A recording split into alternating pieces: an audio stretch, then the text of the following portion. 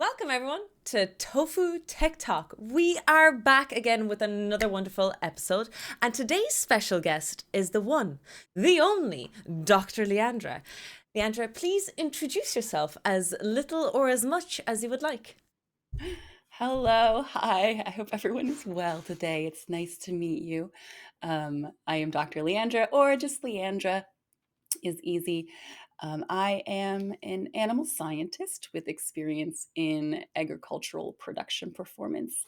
Specifically, I've worked with swine, poultry, and cattle, but all kind of with the idea of using nutrition as a tool to improve health and performance in those animals. Um, I have my PhD. I do not have a master's, but I have my PhD in animal science. Um, and yeah, that's me on the science side of things. Yeah, can I ask what was your bachelor's degree before to build towards that PhD? Yeah, my bachelor's was also it was animal biology, Ah, okay. with a focus on courses in animal nutrition. So even from then, that was something I was interested in. Okay, that's amazing. And I'm guessing it's a classical 4 year degree, and then you went on to do your PhD in, well, in animal science, like you said. So swine, poultry, and bovine. Yes, yeah. Oh, I know the word bovine. I was very proud of myself there in the moment. I was like, oh, fancy. That was very fancy for me.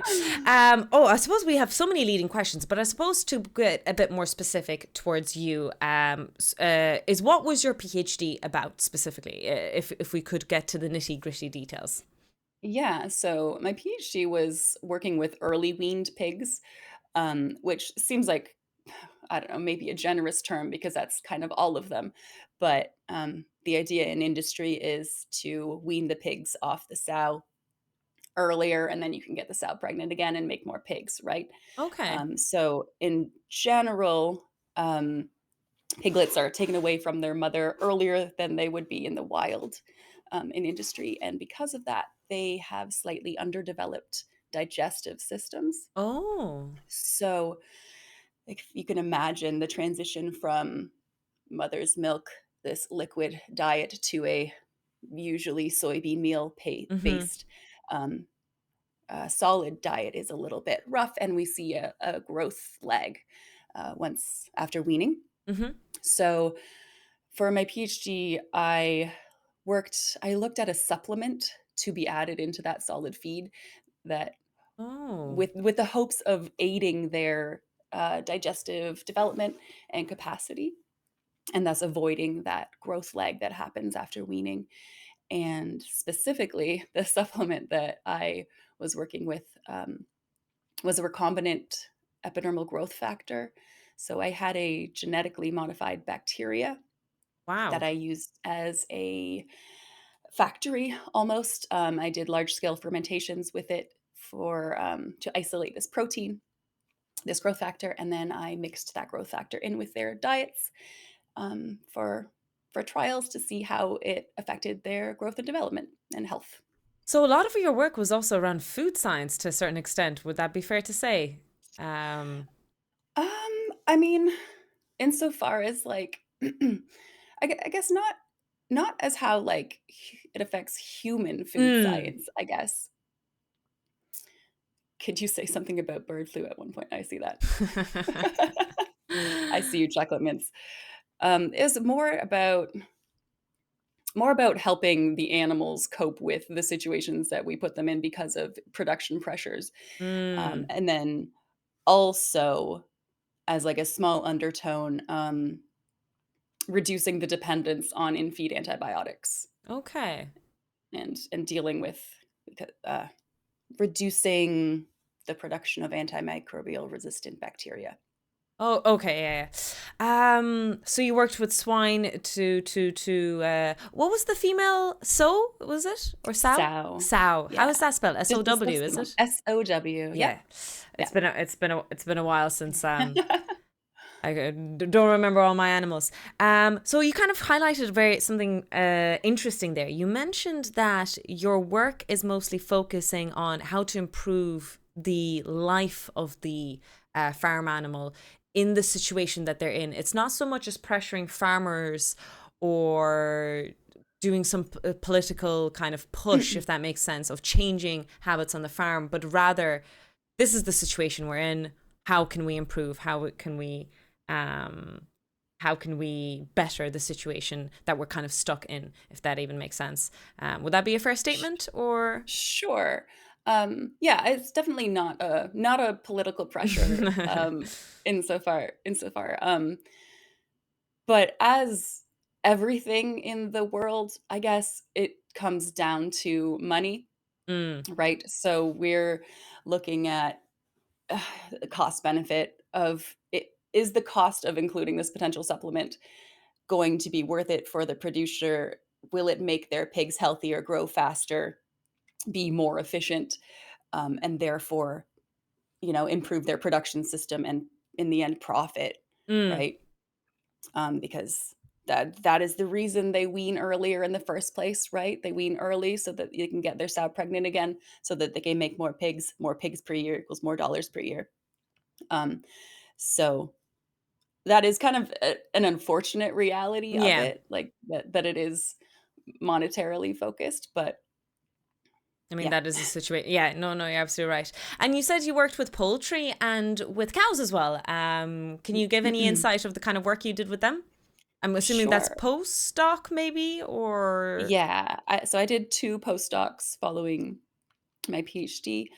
My first postdoc was with broiler chickens and looking at butyrate glycerides, which is just a feed supplement that was that was engineered to target how they digest and um, I guess store fat. Oh, So we're looking at their fat metabolism and then how they deposit fat within the muscle tissue. is And fat then, good in chickens? Like from a, I mean, you do want, like, fat is flavor in the yeah, end, I thought right? the whole selling So, point of chicken was that it was lean. mhm, Am I right in thinking that? yes. So, what we considered a lower fat percentage in the breast muscle to be better, right? Mm-hmm. That was like one of our metrics. Um, this product is the butyrate glycerides. We also use them as antibiotic replacements. So speaking of what I said first, reducing the use of antibiotics in animal production feed. That was another thing that we looked at with the poultry. Um, and then with cattle, it was a little bit of a shift. I was working with dairy cows Mm-hmm. and specifically pre-pubertal heifers. So female cows that have not yet gotten pregnant, have not yet gone through a lactation. Okay. So before puberty, before estrus is what we would say. And I was looking at how their nutritional status and specifically volatile fatty acid status, which is what ruminants, which cows are, use as their main source of energy, Mm. looking at how that nutritional status affected their reproductive performance and their time to coming into estrus, and looked at different circulating hormones within um, the cattle related to mostly propionate, which is one of the volatile fatty acids. Okay. Um, I'm kind of stumped there a little bit there.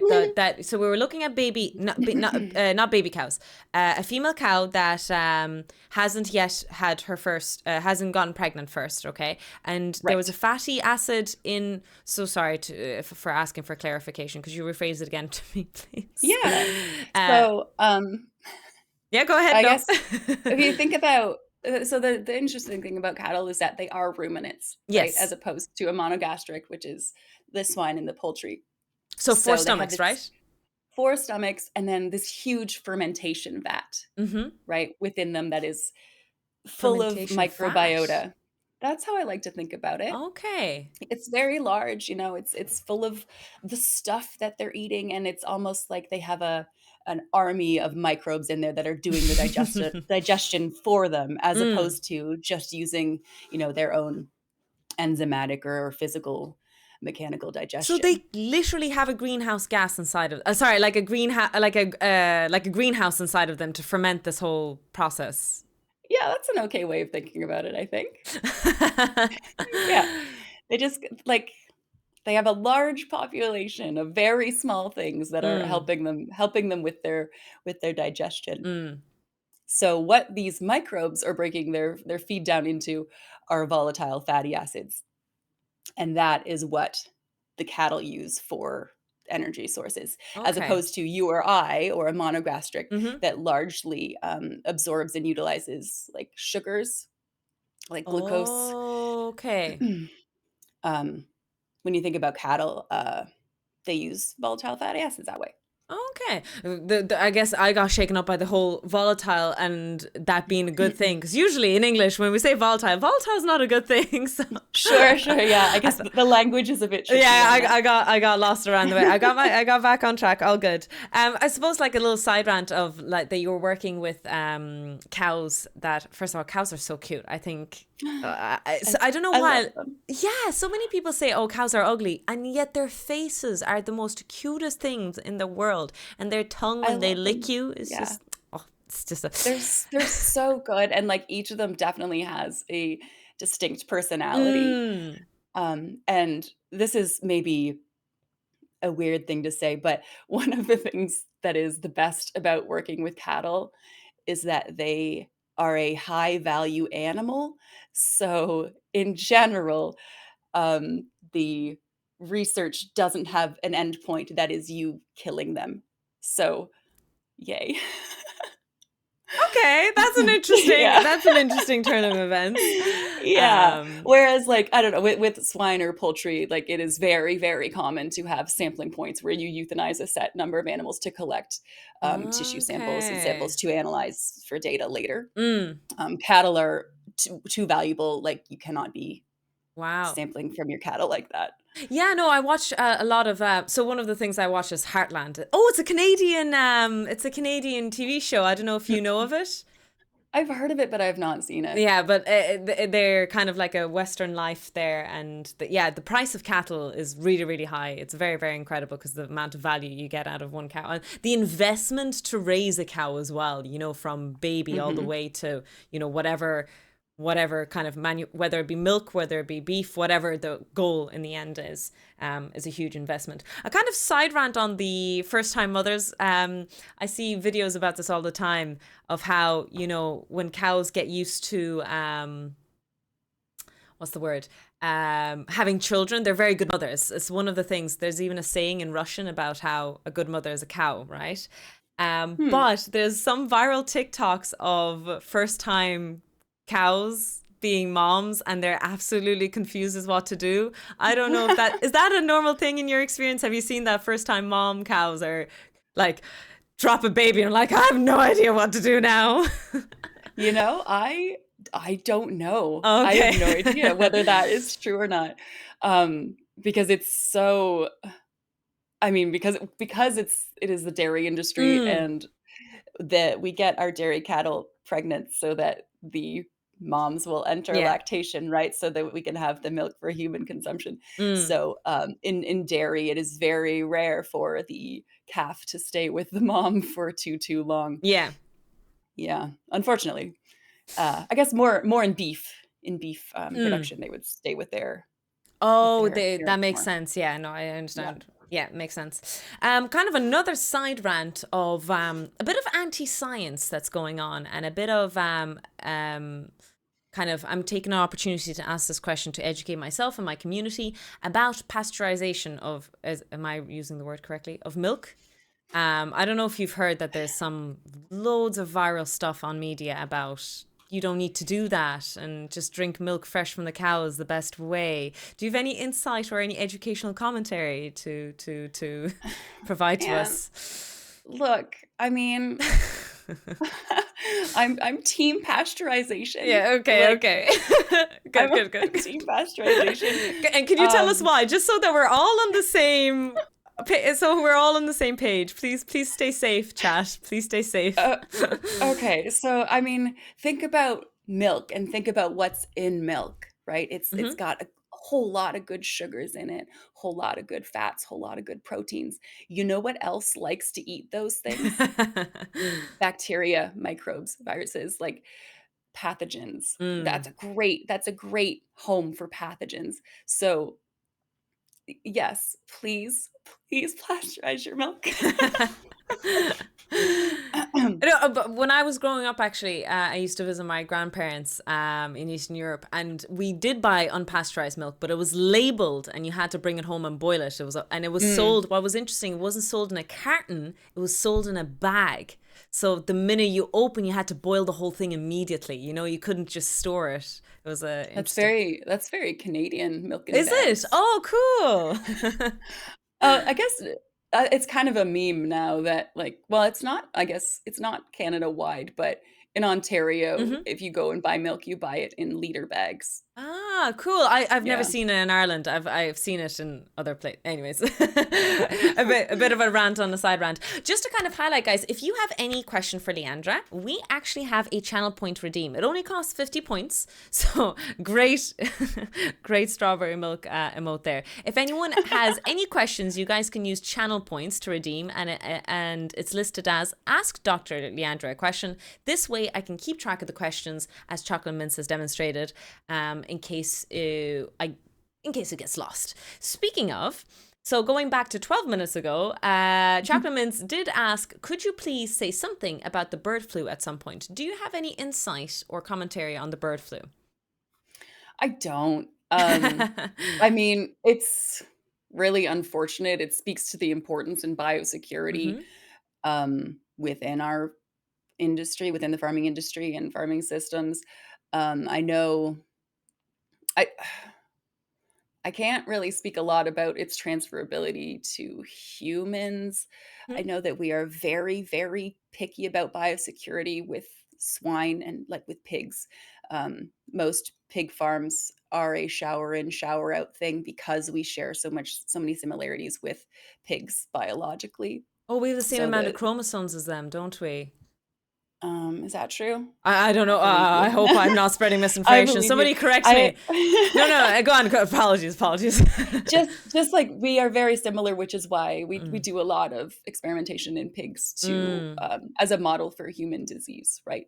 And so along the same lines, transfer of pathogens between pigs and humans is uh, more risk than between poultry and humans, is what I'm saying in the end.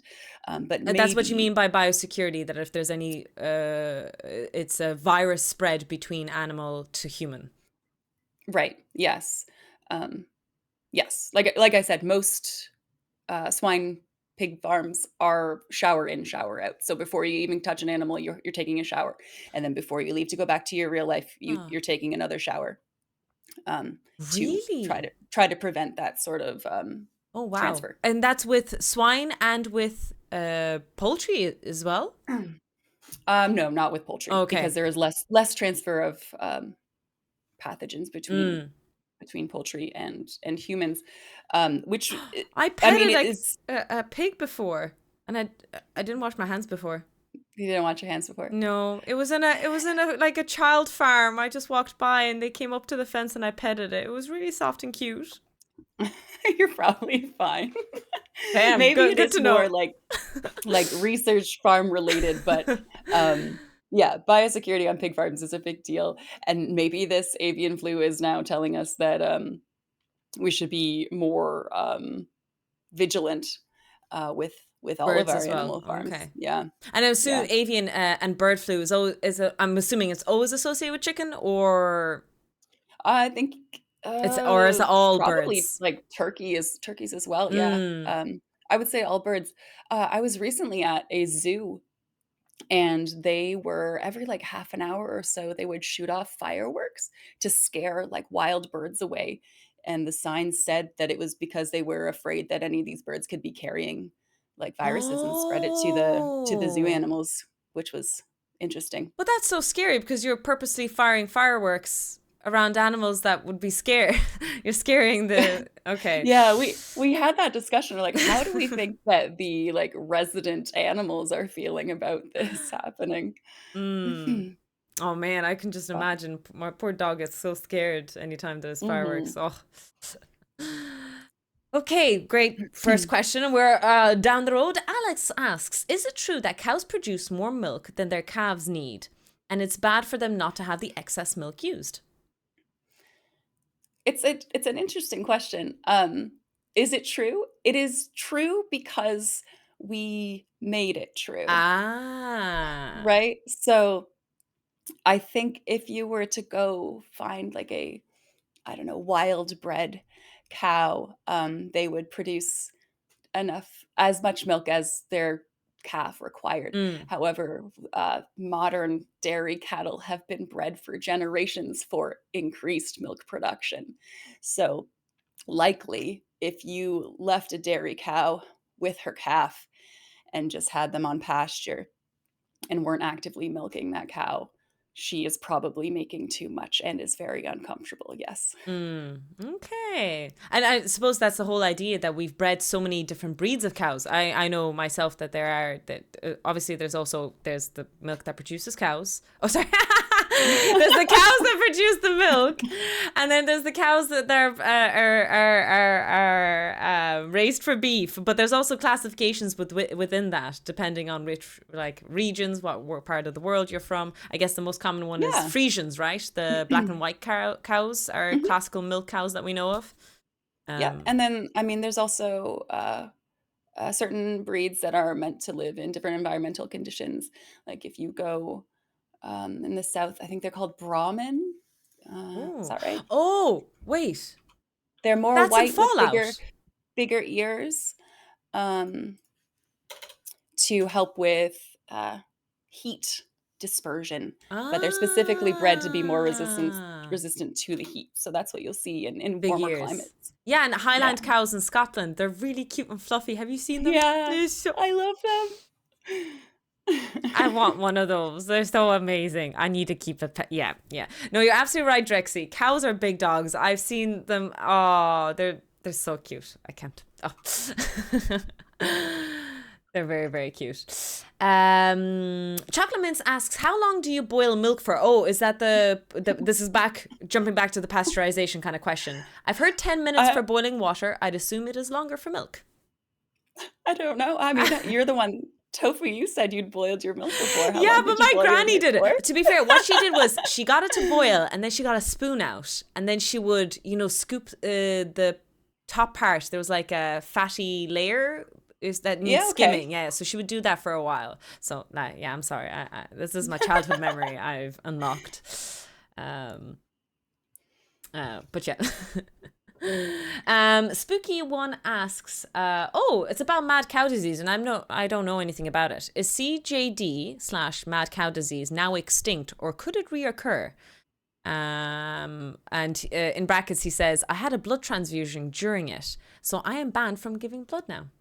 Oh, oh, those questionnaires, they're like, Have you had one of these things? We do not want your blood." Yeah. I don't know the answer to that question. Okay. Could it reoccur? I wanna say that it's possible. It's a prion, right?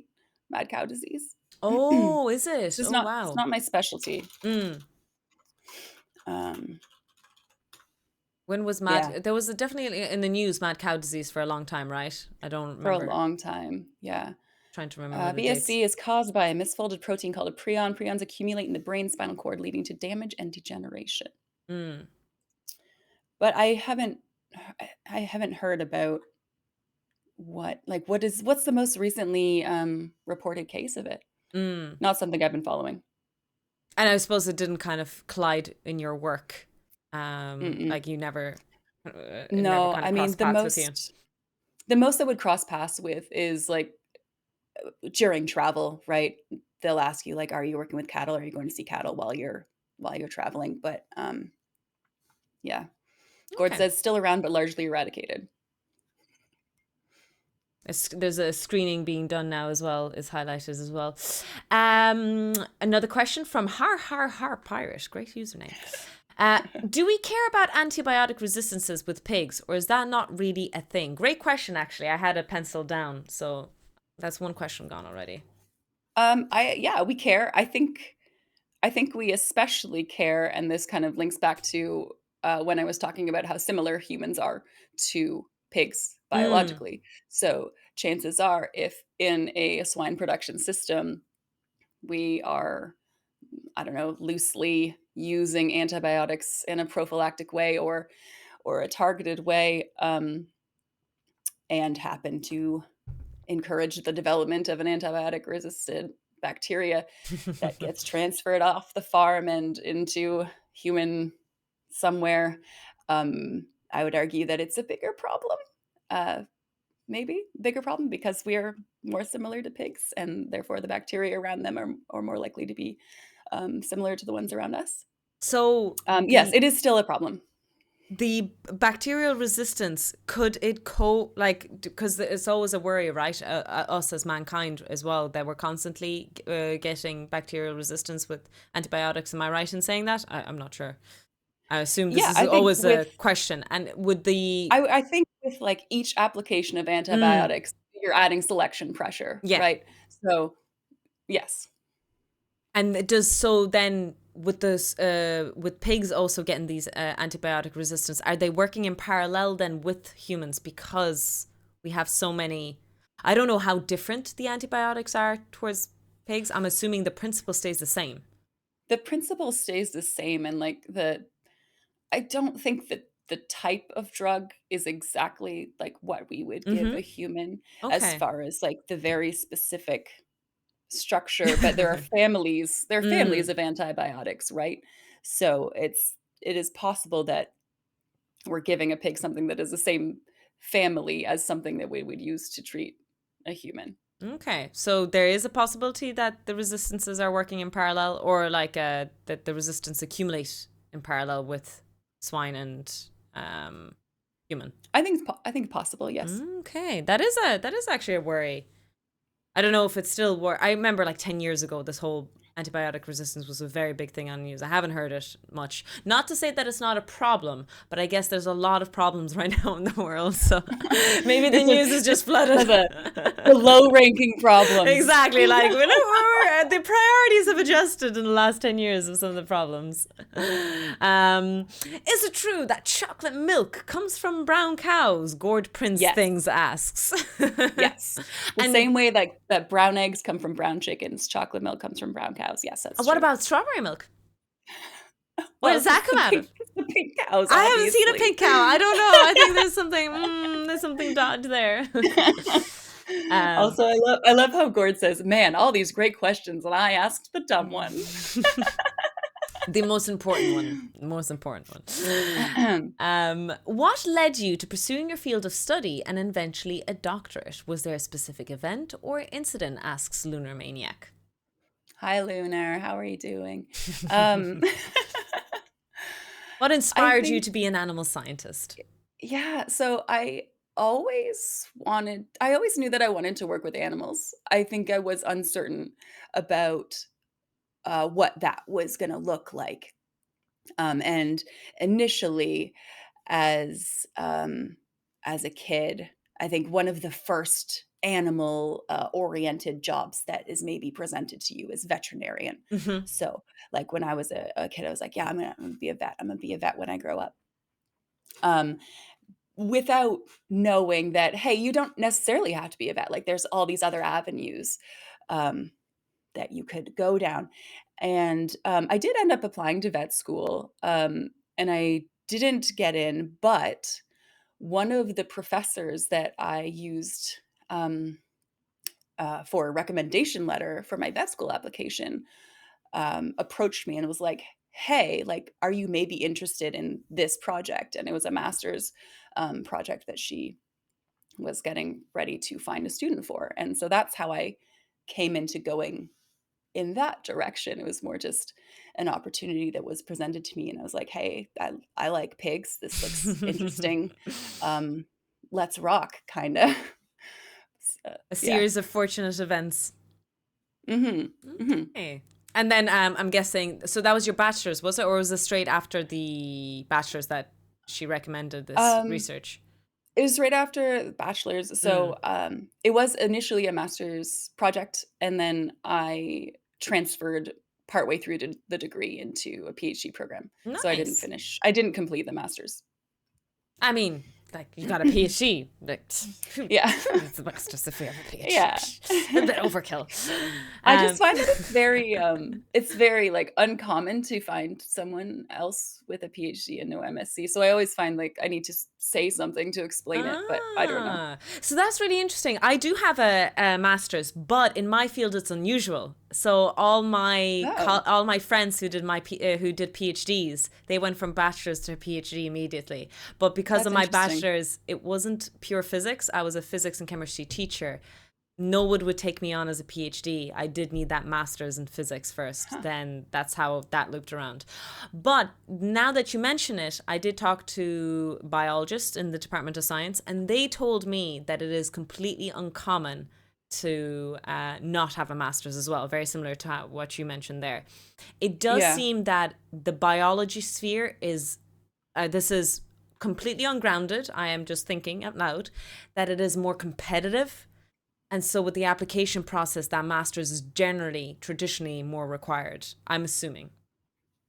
I think that's accurate. The other way you might be able to get around it is if you did some sort of thesis project in your undergraduate, in your Mm. bachelor's. Hmm. I know those were offered at my university. I didn't do that, but there were more research thesis focused courses you could take in the last year of Mm. your bachelor's. So Okay. maybe. Yeah, yeah, yeah. I wonder, and again, it's very hard to say. It could be university based, it could be degree based, or like field of science based, and then on top of that, it could be country based. So like, it's really hard to know. Everyone seems to. Or like Drexel says, if you're wicked smart. Absolutely. Curling Master has a very long question, so perk up your ears, be ready. With climate change looking more likely to have a major impact in how we produce food in the future, what do you think will happen in future of animal agriculture specifically? Do you think we'll need to cut back on animal-based farming? Will science be able to keep up pace with the changes required? Or do you think the impact of climate change is not as big as is sometimes presented? So it's a very big question. It's a good question, and, I think it will lead to some good discussion. I do have kind of, like, pointed opinions on this, so feel free to disagree with me. That goes for everyone here. Anyone Mm-hmm. here, feel free to disagree with me. I'm just gonna say what I think. Um, okay, so I'm gonna say maybe 2 things. Is cattle an issue environmentally, and producing cattle, is it very expensive environmentally? Yes, it is. I think I don't what is it, like, the carbon cost per Mm. cow is extreme to go from, like, for beef at least, to go from calf to, uh, Full production grown size. adult to Yeah, yeah, food to, yeah. yeah. However, there are a couple things that I encourage you to think about.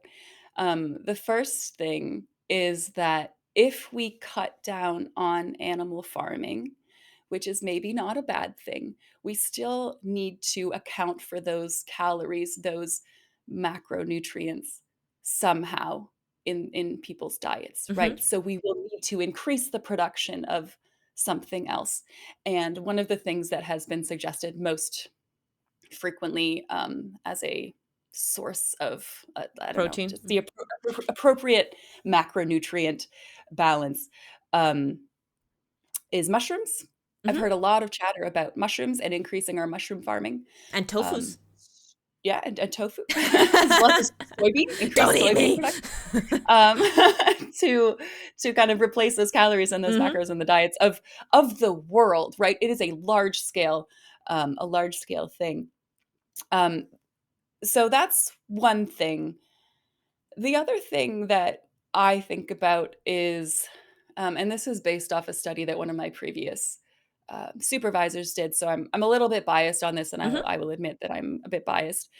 In the grand scheme of things, when you look at contributors to pollution in the United States, at least, agriculture, not a big one.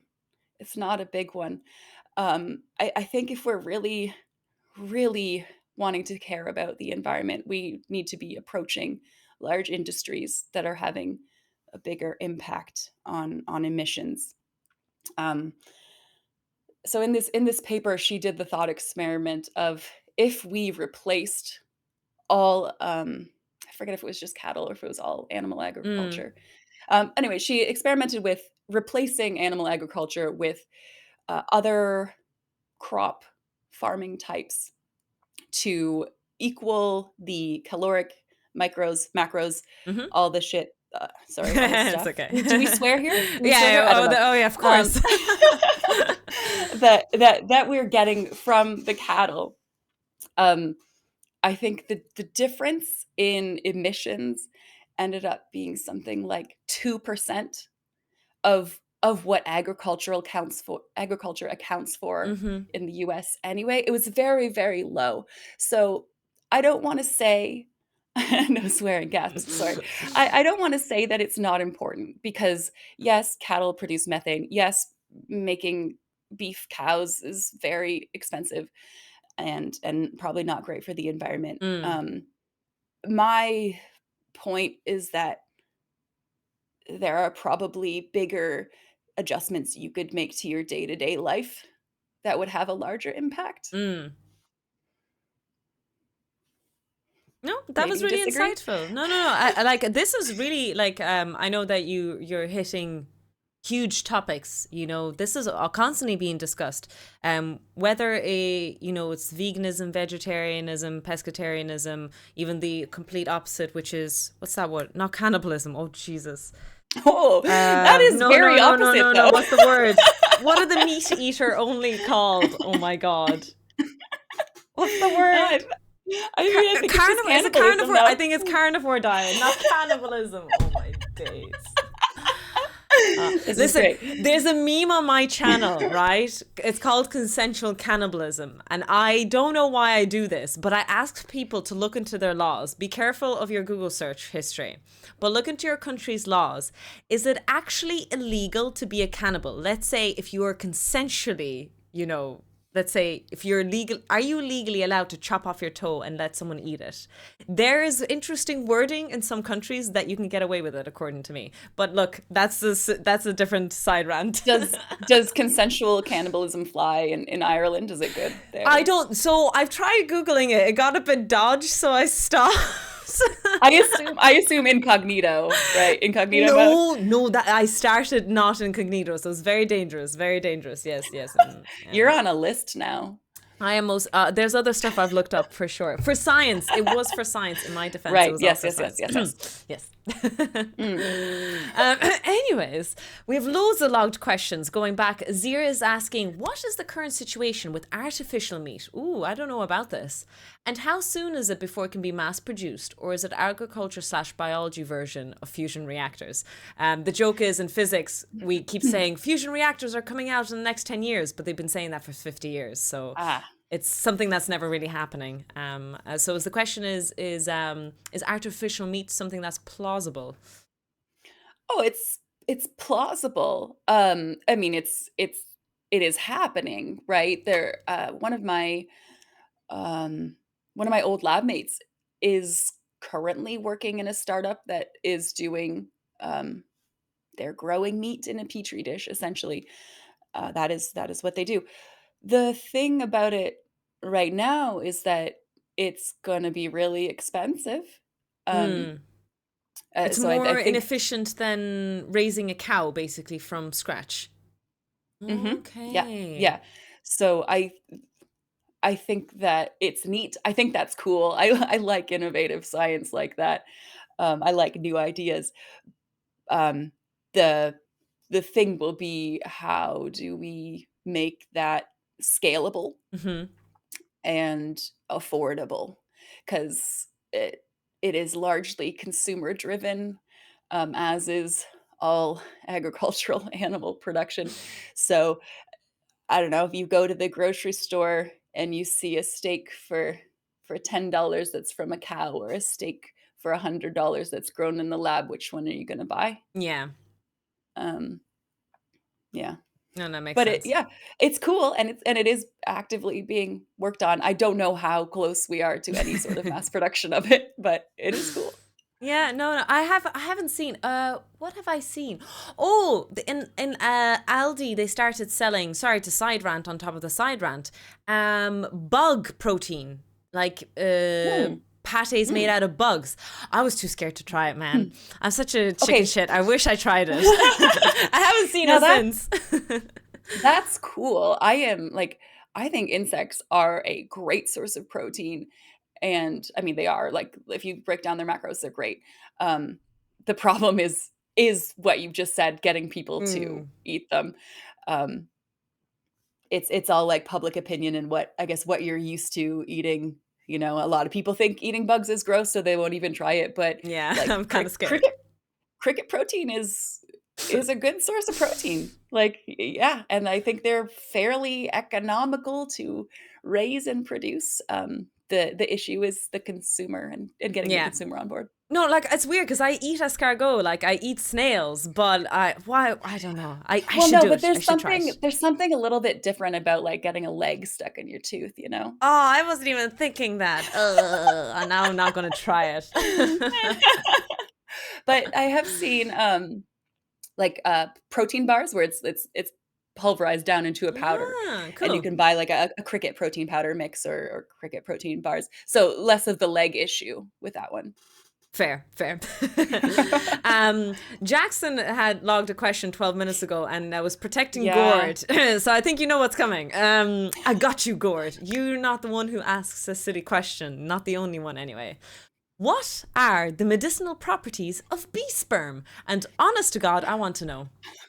Okay. So I don't know the answer to that question. Oh. This question is being asked because there is a let's say infamous clip at this point from my channel.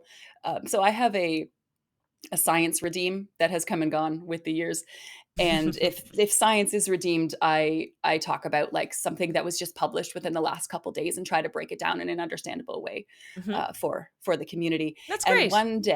one day it was a paper on the cryopreservation of bee sperm, which is Okay. a thing that I didn't even know we were actively doing as I didn't know that we scientists. were grabbing sperm from bees. That's interesting. Okay. Right, but we are doing that, and so this paper was just it was a methods paper about how we can more easily get sperm from bees in the field and preserve it. Yeah, so Lovely. that now that's a channel meme, sorry. Okay. I would have thought that you guys would have gone down some rabbit holes and looked up a lot more about sperm bees or bees of sperm or whichever one. Yeah, Well, is this the sad thing that we learned about that was to collect the bee sperm, it's not like, you know, we get the bee off and then collect it. You actually just collect the whole body I and didn't even isolate the think sperm from about it. that. So You don't even it's extract yeah. it. You have to get the bee off first. No, no, no, you don't. You just kill the Oh, bee. Jesus. Yeah. Listen, there's some ethics issues we have to discuss here. Oh, my days. Anyways, thank you, Jackson. Thank you. Okay. Lovely question coming from Silverhawk. I actually have a member of my community called Silverhawk with a slightly different username. So we Mhm. have a few Silverhawks around. You said that cows have distinct personalities. Do you have any stories of a specific interaction? Um, Did you have like a bond with a special cow that they had like okay, so I've had both bonds with special cows and then also like I want to say I've had cows that are the asshole cow that I know are going to be the problem like when I enter the room. Um there was a trial that I was running that was a heat stress associated trial. So I had the cows in the basement of the department in a temperature controlled room, each within their own pens, and they were also hooked up to jugular catheters. So imagine they had like a needle going into their jugular vein, which was hooked up to an IV, and I was constantly feeding them treatment. I had one cow where every day whenever I went in, they would have chewed their line. And like we have notes, documentation on every cow, and like you could just see every entry chewed off their line, chewed off their line, chewed off their line. And I would constantly have to be replacing this cow's this Plows catheter line, which was a pain in the ass.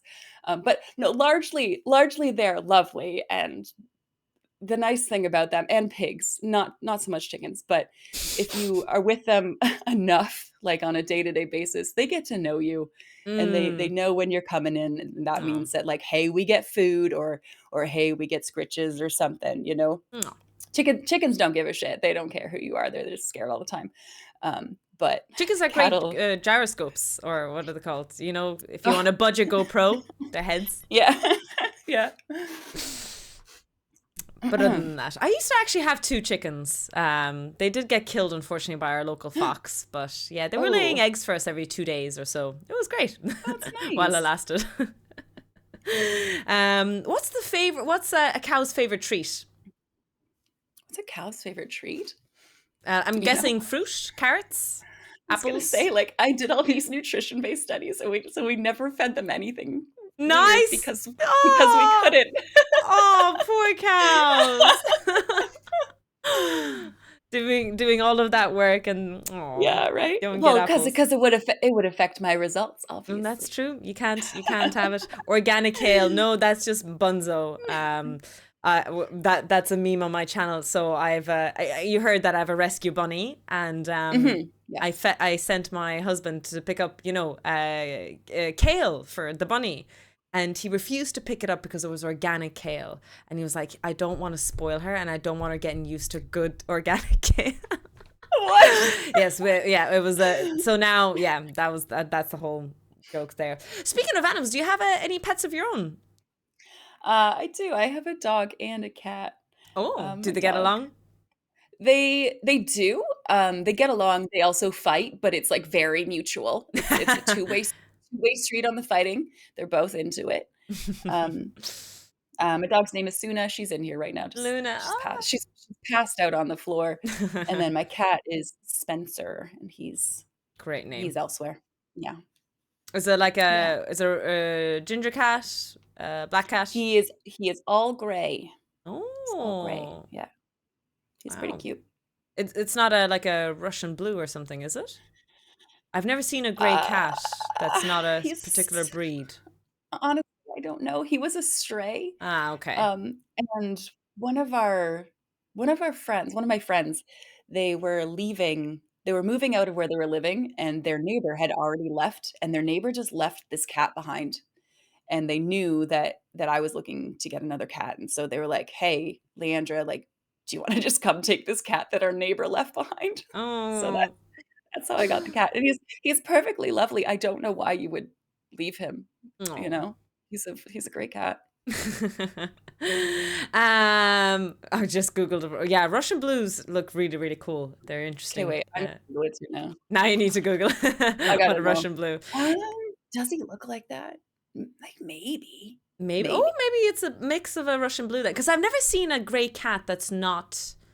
Yeah. Yeah. Oh well. We have one more question. Curlin Master asks. I'm not sure what this is a reference to. What are your thoughts on the critically acclaimed on your? No, No, sorry. What critically are? mid. Oh, critically mid Japanese role playing game Tales of Vesperia. What is Tales of Vesperia? Should I Google it? Is it Tales of safe? Tales of Vesperia. Yeah, no, no, it's Okay. a video game. It's an action RPG that Oh, I quit on my stream because I wasn't enjoying it. okay. But That my happens. thoughts my thoughts are, you should play whatever video games that make you happy, and if they don't make you happy, feel free to just put it aside and pick up another one. Okay. Okay. Look at me, I'm so diplomatic.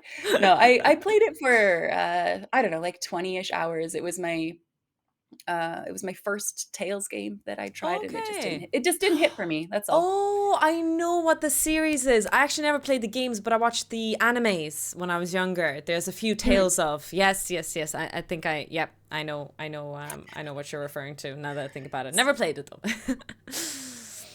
I guess I won't be putting it on my to playlist. It's not a recommendation from you, Leandra, is it? I mean, I don't know, like, if you're interested, try it out, but it, yeah, it wasn't for me. It wasn't for me, and it was a rough one because it's really rare for me to quit a game on stream, um, but I wasn't having fun. We're slowly approaching the end because we've caught up with all the questions. We had amazing questions today, by the way. Really appreciate. There's clearly a clash in my community and your community here because there's a few names I don't recognize.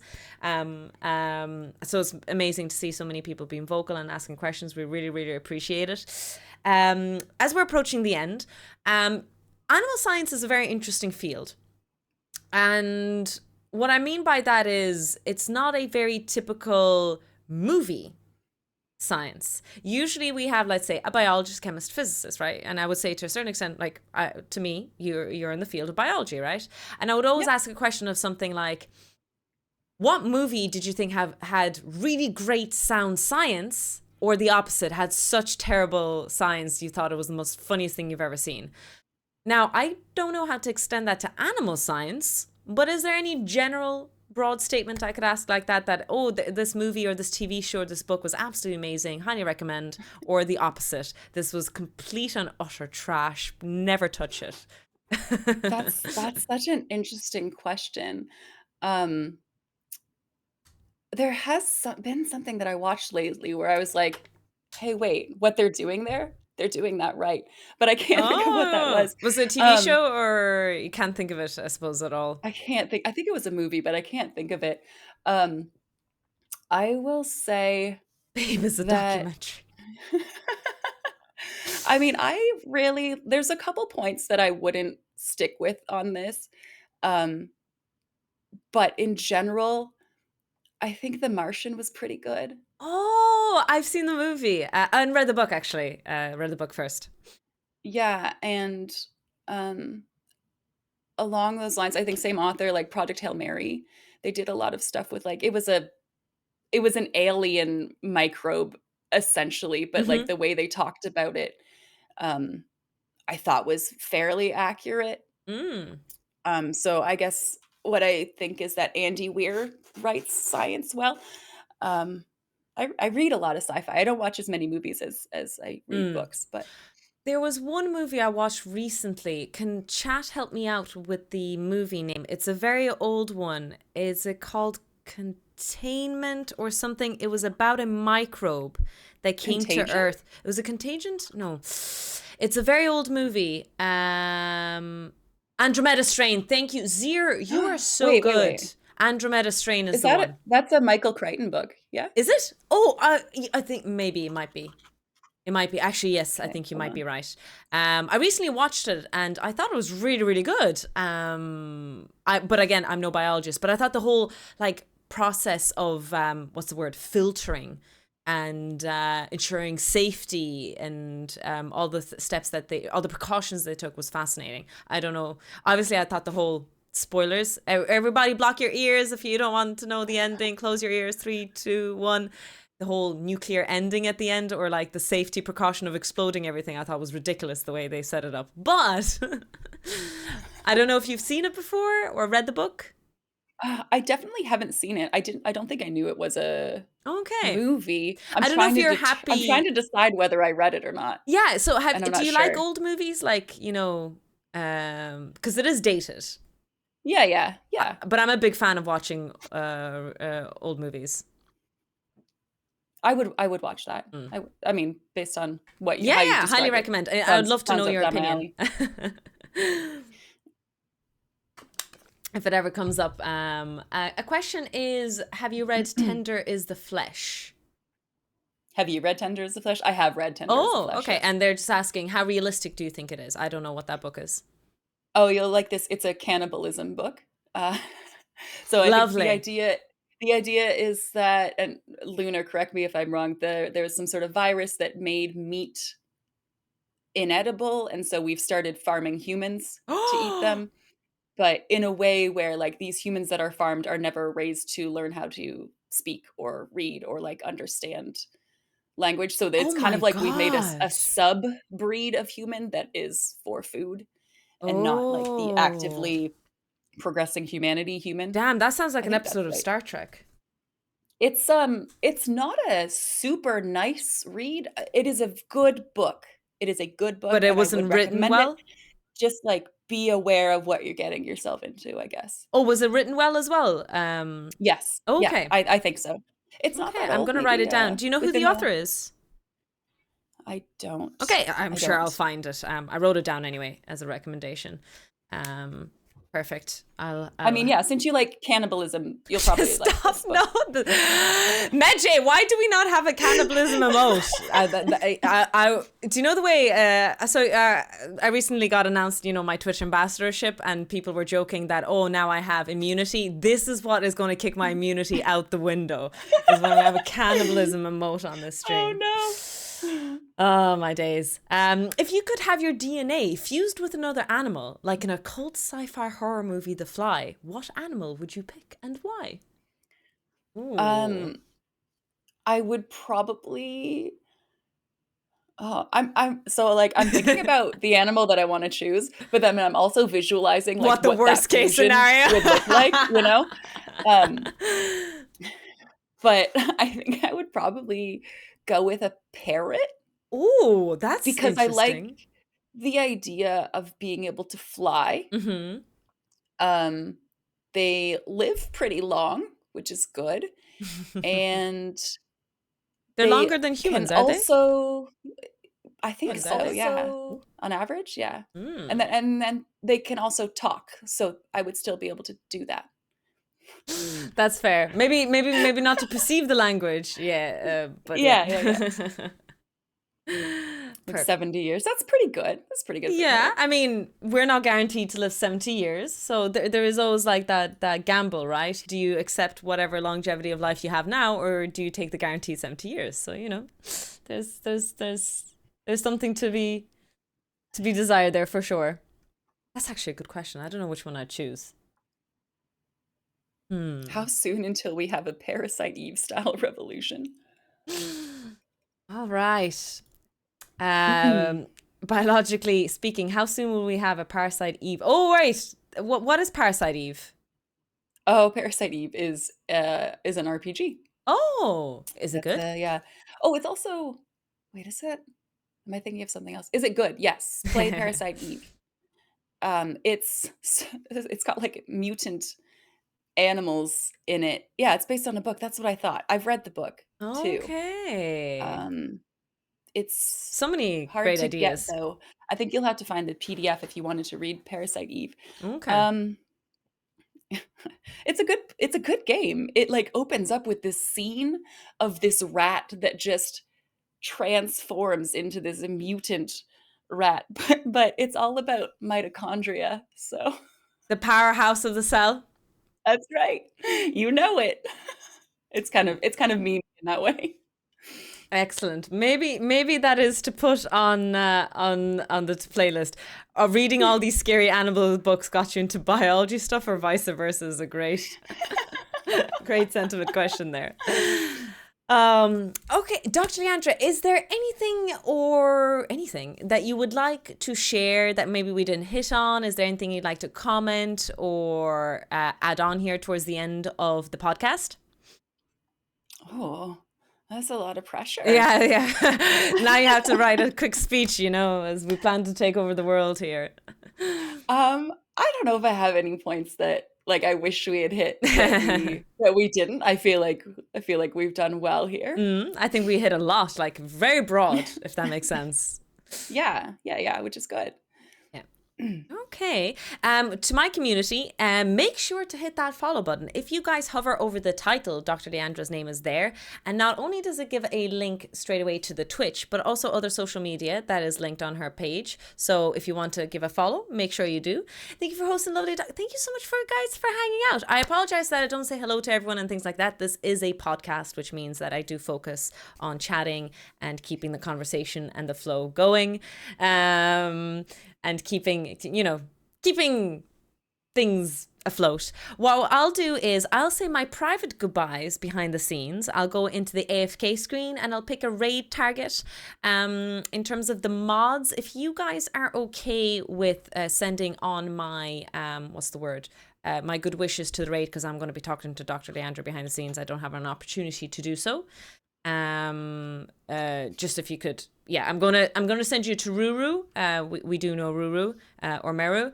I'll send you over there. But yeah, Thank you so much again, Dr. Leandra, for everything. I really, really appreciate it. And thank you so much for taking so much time out of your day to do this talk.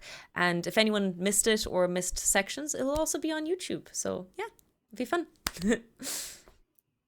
All right. Goodbye, everyone. Bye-bye. Bye, everyone.